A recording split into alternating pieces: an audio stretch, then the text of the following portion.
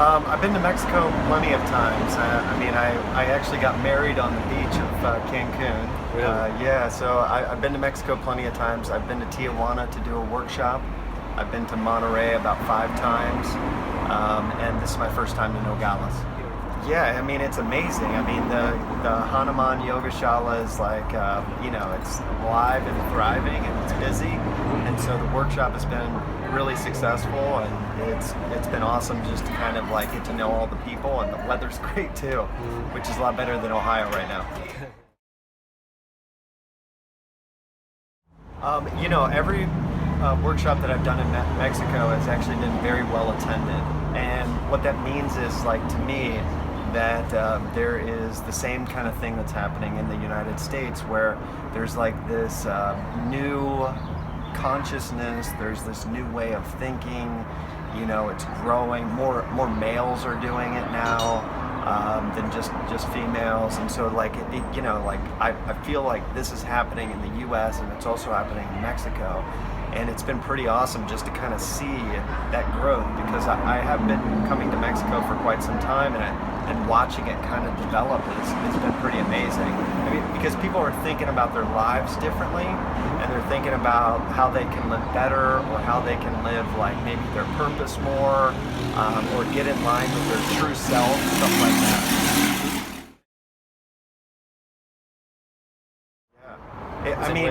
I mean, there's a cultural thing with the United States, and I also feel like Mexico too, where the men are feel like they're too macho to do yoga or whatever, and I think it's part of my responsibility for coming here is to show that, like, there's a male, strong male teacher that comes here, practices yoga, and like is able to live the best life that he can possibly live, and that's happening in the United States, and it's also happening in Mexico. So like you see this consistent, like, more and more males practicing yoga, because that doesn't matter. What matters is like that we're living in alignment with our principles. And how's your 2019 going so far? Well, 2019 has been a huge year for me. I get to go to a bunch of different countries. Like, I'm preparing to go to Israel, and I'm preparing to go to China, and I'm doing a European tour as well. So I got those things going for me. But this year's just been stacked. I mean, I do about 40 workshops a year, and so I mean the front side of 2019 has been a busy year, and successful too. Around the world? Well, I mean, really, I go around and like spread awareness for living better. And I guess what I mean by that is, like, I struggled with addiction for years, and I'm able to go around and show that there's hope with like people recovering from alcoholism or drug addiction or any of that stuff. And so I go around, I get to talk about those. I get to talk about this charity that I run, which is called the Trinity Foundation, and we teach addicts and treatment centers and stuff like that, how to do yoga. Because mindfulness and yoga is really connected to, helping someone feel better inside, which then makes them not, have the disease of addiction, or makes them have the tools to get over the disease of addiction. Tell us about your history. You have mentioned that you have had an addiction to what kind of drugs or alcohol? I mean, I was really addicted to anything.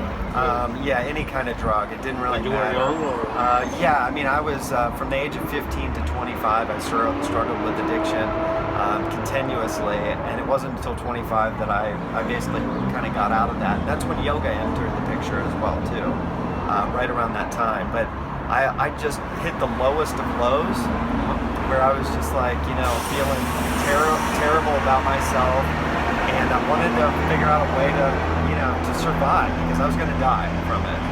Yeah. Yoga was the key for the... Yeah, I mean, yoga and 12-step program was really the key to me, like getting through my disease and getting into recovery. No, I mean, yoga's hard, and recovering from drug and alcoholism is hard too. And so you're trying to replace, bad behaviors with good behaviors. and you're trying to commit to something bigger than yourself. And then there's this element of mindfulness where you're paying attention to the sensations that you have in the body and the emotions that you're experiencing. You're not running from them. And yoga brings that stuff up so it can be addressed. And yeah, so anyone can do it, but it takes work. It's hard work. Yeah. And can you do both at the same time, the recovery process and the yoga practice? Absolutely. Yeah, I mean, they happen simultaneously. Well, tell us more about the Training Foundation, the purpose of this organization. Yeah, I mean, the Training Foundation is basically, we raise money to help people who don't have enough money to go to like a yoga studio. Because a lot of times when people are struggling with addiction, they don't have any money by the time they end up trying to get sober. And so the Trinity Foundation plays an essential role for like someone who doesn't have the resources to be able to go to a yoga class.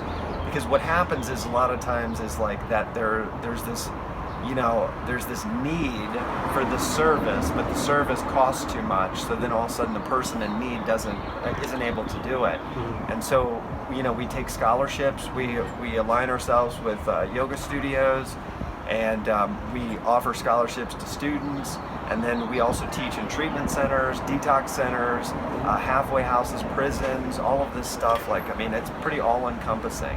This is only work in the United States, or is it actually, recently we just set up our first scholarship program in the UK, but eventually it'll be in Mexico too. That's a good news. Yeah. Well, and the practice of yoga can help anyone to overcome a difficult stage of their lives, or Yeah. I mean, how come? How so? Uh-huh. Yeah, I mean, because it goes back to meditation, it goes back to experiencing the emotions, it goes back to being focused when times are difficult, and that's what yoga does. Like, we put ourselves basically in increasingly more difficult situations, and then we ask ourselves to breathe. We ask ourselves to breathe through it. So like the yoga poses are basically the things that translate into our lives. Someone hurts us, or someone passes away, or someone, all that stuff. Like, life throws us like these things that we have to overcome. And that's the same thing that's happening in our yoga practice as well. Like, there's a difficult asana. We're asked to breathe. We're asked to stay present with it and not run from it. Because, avoidance does not work. Yeah, it doesn't work. Yeah, I have noticed that a lot of times, like, people do it for like the fitness aspect or for the fashion aspect of yoga, but it doesn't matter how you walk into yoga. If you're seeking like for it to be a fashion thing, it's fine. If you're walking into yoga and want it to be a fitness thing, it's fine. Because it's deeper than that, and if people stick around and continue to do it and like commit themselves to something bigger than them, what happens is people grow.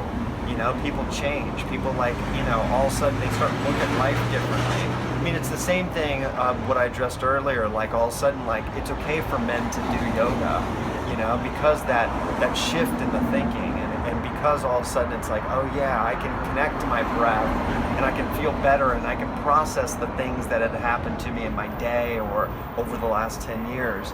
Because the yoga has a way of like bending us and twisting us and heating us up, and that's just like if you were trying to forge steel. Like you're breaking it up, you're heating it up, you're bending it, all of that stuff, and so that's what we're doing, and it's happening. So it doesn't matter how they walk in. If they're after a certain thing, a lot of times it becomes about something different. Like, mine became more spiritual. It became a way that I could like stay focused, and I could work on anxiety and depression and things like that on my yoga mat. Yeah. Last question. Any message for the people who are interested in yoga and take advantage of the benefit of practice? Yeah, I think that the number one thing, if people are interested in yoga, they need to seek out a teacher. And there is a bunch of qualified teachers here, whether in Tijuana or Monterrey or Nogales. Like, there is qualified teachers, and seek out one of those places because you're looking for depth of a teacher. You're looking for someone who has really kind of gone through it, so that you can get that experience that comes with that person. Thank you very much, Taylor. Yeah.